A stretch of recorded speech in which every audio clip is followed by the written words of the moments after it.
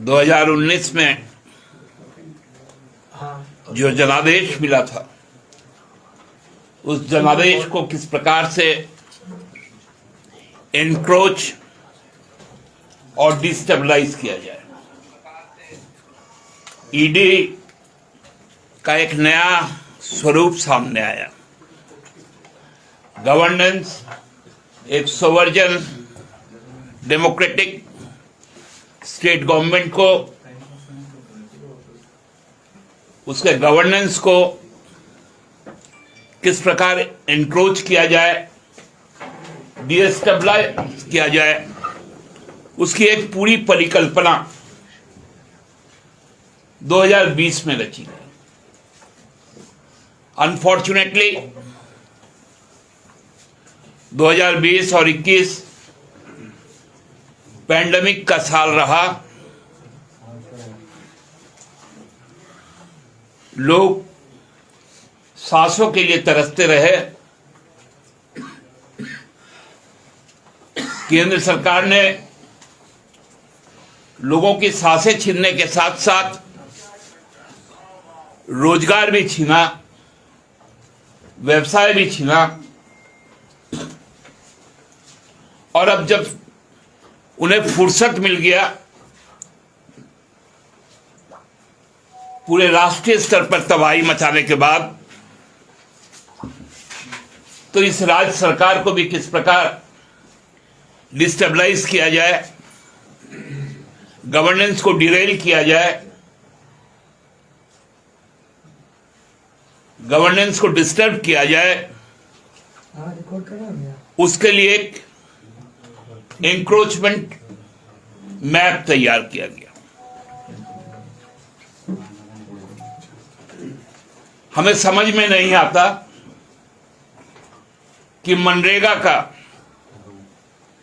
घोटाले की जांच जो सीबीआई कर रही थी, उसको ईडी ने टेक ऑफ किया, और वो जांच, ईडी का जो गठन का उद्देश्य था, जो इकोनॉमिक ऑफेंस है, वो नहीं करके माइनिंग लिस्ट पे आ गया। अजीब विडंबना है। इसकी स्क्रिप्ट इस प्रकार से लिखी गई कि येन केन प्रकारन, जब राजनीतिक रूप से परास्त हो जाए आदमी, तो मोहरा बनाया गया राष्ट्रपति चुनाव में एक आदिवासी चेहरे का, और बलि लेने का मन बनाया गया एक आदिवासी मुख्यमंत्री का। उसके पीछे तमाम लोग लगाए गए। भारतीय जनता पार्टी द्वारा एक कंप्लेन किया गया। माननीय राज्यपाल जी ने चुनाव आयोग से उसके पर मंतव्य मांगा। आज लगभग हमको लगता है 3 महीने बीत गए, उस पर उनका कोई कमेंट तक नहीं आया। रांची से दूर और नागपुर से नजदीक रायपुर में बैठकर माननीय राज्यपाल जी ने कहा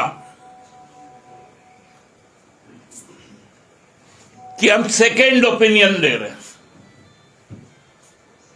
माननीय राज्यपाल महोदय, क्या हम लोग इतने मूर्ख व्यक्ति हैं? क्या हम नहीं जानते कि आपको चुनाव आयोग से जो आया है रिकमेंडेशन, उस पर सेकेंड ओपिनियन किसका होगा? क्या कोई डॉक्टर या कोई वकील का कोई जब रिकमेंडेशन आता है तो क्या फिर से हम उसी को कहते हैं कि सेकेंड ओपिनियन दो?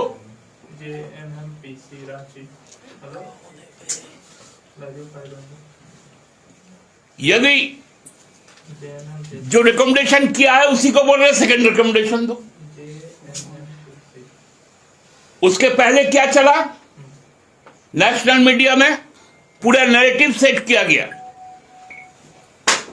कि मुख्यमंत्री बर्खास्त किए जा सकते हैं, उनकी सदस्यता जा सकती है, उनको डिबार किया जा सकता है।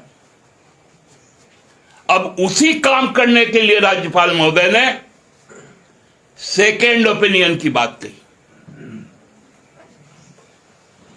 क्या चुनाव आयोग अपनी जो पहला फाइंडिंग है उसको बदल सकता है, या क्या राज्यपाल चुनाव आयोग को बाईपास करके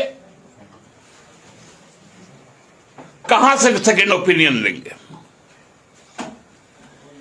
क्या भारतीय जनता पार्टी का दीनदयाल उपाध्याय में जो स्थित मुख्यालय है वहां भेजा गया सेकेंड ओपिनियन के लिए? यह लोकतांत्रिक सरकार है और राज्यपाल महोदय का काम है संविधान में उनको जो स्थान दिया गया है वो है जो आईन है, राज्यों को जो अधिकार प्राप्त है उसको संरक्षण देना। एक राज्यपाल महोदय बोलते हैं एक आध एटम बम फूटेगा, इसका अभिप्राय क्या है? वो भी राजनीतिक व्यक्ति रहे, हम भी राजनीति करते हैं, उनको बताना पड़ेगा ये एटम बम क्या है। क्या लोकतांत्रिक सरकार को बर्खास्त करना एटम बम है? क्या आप उसके लिए यहां पर भेजे गए हैं? क्या उसके लिए यहां पर ईडी का दफ्तर खोला गया?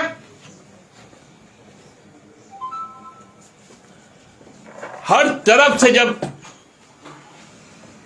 लोग थक गए, सरकार गांव गांव तक पहुंचने लगी। आज भी माननीय मुख्यमंत्री यहां से लगभग 500 किलोमीटर दूर साहेबगंज में लोगों से एक दूसरे से बात करते हैं, योजनाओं की समीक्षा कर रहे हैं, नई योजनाएं ला रहे हैं। उनके विधायक मंच से, और वो भी वरिष्ठ विधायक, वो सरकार के कामकाज की तारीफ कर रहे हैं। भारतीय जनता पार्टी का साहेबगंज जिले का विधायक वो माननीय मुख्यमंत्री का तारीफ कर रहा है, और यहां पर खोचर करने के लिए बाहर से आदमी बुला के रखें। एक एक झारखंडी, 3.5 करोड़ झारखंडी अपने नेता से संवाद स्थापित कर रहा है, अपने मुखिया से संवाद स्थापित कर रहा है, उसमें इन लोगों को तकलीफ हो रही है।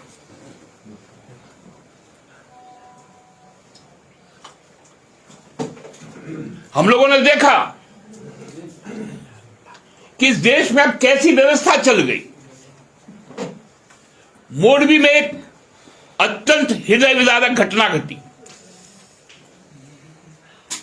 आप लोग कभी देखे थे क्या कि दुर्घटना के बाद यदि जान जाती है तो 4 दिन के बाद राजकीय शोक होता है?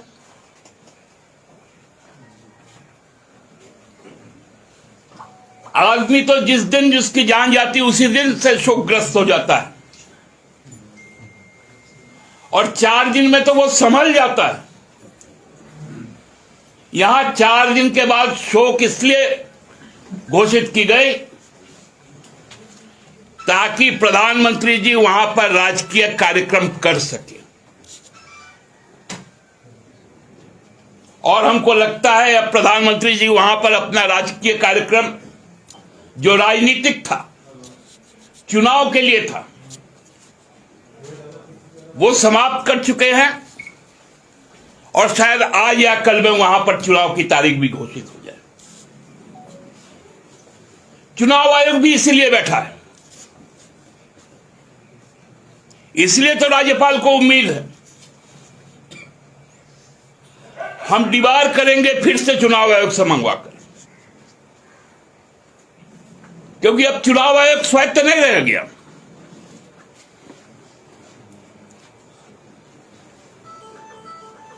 चुनाव आयोग यदि स्वायत्त रहा होता तो जो उनकी पहली अनुशंसा थी,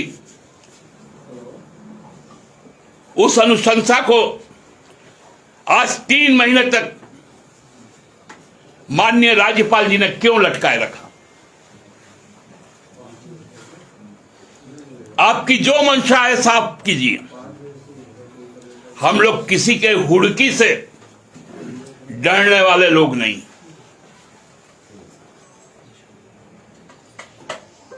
खनिज हमारा, ताकत हमारी और राजनीतिक फुटानी तुम्हारी,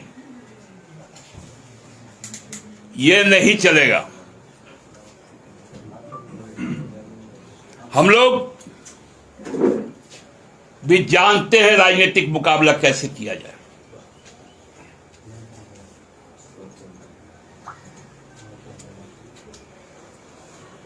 बहुत दिनों से जो साजिश थी, वो साजिश अब खुलकर सामने आ गई, ब्लैक एंड व्हाइट में सामने आ गई।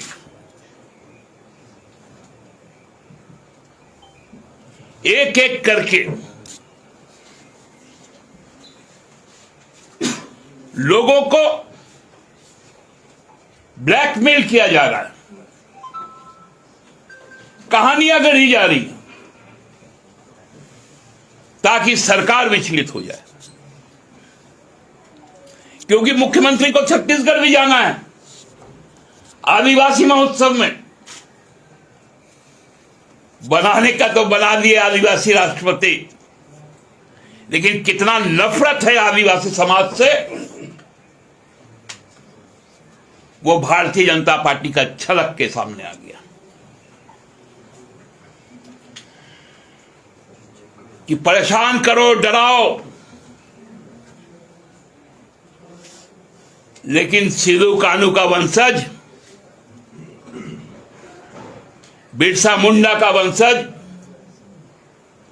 वीर बुधू भागत का वंशज, शेख भिखारी का वंशज, टिकैत उमराव का वंशज और शिबू सोरेन का बेटा आपसे डरने वाला नहीं। जहां चाहो हमसे वहां राजनीतिक तौर पर हम मुकाबला करने को तैयार हैं। जो करना है आप कर लो। अब तक का राज्य गठन के बाद सबसे बड़ा जनादेश हेमंत सोरेन के नेतृत्व वाली गठबंधन सरकार को मिला। यही बर्दाश्त उनको हो नहीं रहा है। इसलिए आप लोग तैयार रहिए। हम लोग भी अब लंबे संघर्ष के लिए तैयार हो रहे हैं। अब सड़क से लेकर सदन तक झारखंड मुक्ति मोर्चा के कार्यकर्ता नजर आएंगे। बहुत जल्द हमारे उसी रूप में, उसी तेवर को आप देखेंगे जो 4 दशक तक हम लोगों ने निभाई और झारखंड को अलग किया। हम इतने जल्दी हार मानने वाले लोग नहीं। हम उन्हें बताएंगे कि आपने गलत नंबर डायल किया। आज इसी बात को आप लोगों से कहना था, हमने कह दिया और अब हम आगामी दिनों के आंदोलन के लिए अपनी तैयारी कर रहे हैं, गोलबंदी कर रहे हैं। वो स्वरूप भी आप लोगों को बहुत जल्द सामने मिलेगा। दादा कल मुख्यमंत्री जाएंगे ईडी दफ्तर? यदि उनके पास में समन आया है तो निश्चित तौर पे उनके जो विधि विशेषज्ञ हैं उनकी जो सलाह होगी उस अनुरूप माननीय मुख्यमंत्री जी निर्णय लेंगे। दादा कल सभी कार्यकर्ताओं को कॉल किया है आप लोगों ने एकजुट होने के लिए? हम लोगों ने कॉल नहीं किया, लोगों में आक्रोश है। लोग हमसे बार बार पूछ रहे हैं। हमने कहा कि चूंकि अब हेमंत जी लौटेंगे, उसके बाद यूपीए विधायक दल की बैठक भी है, उस बैठक में क्या निर्णय होता है उसके पश्चात ही कुछ सामने बातें आएंगी।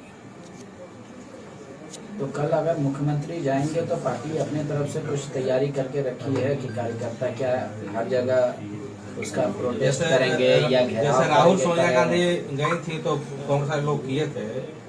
देखिए, हम किसी पार्टी का अनुकरण की बात नहीं करते हैं। हमारा अपना कार्यक्रम होगा और हमारा अपना कार्यक्रम अपने जो विधायक दल है, हमारे जो वरिष्ठ लोग हैं, उनसे विचार विमर्श के बाद हम लोग नहीं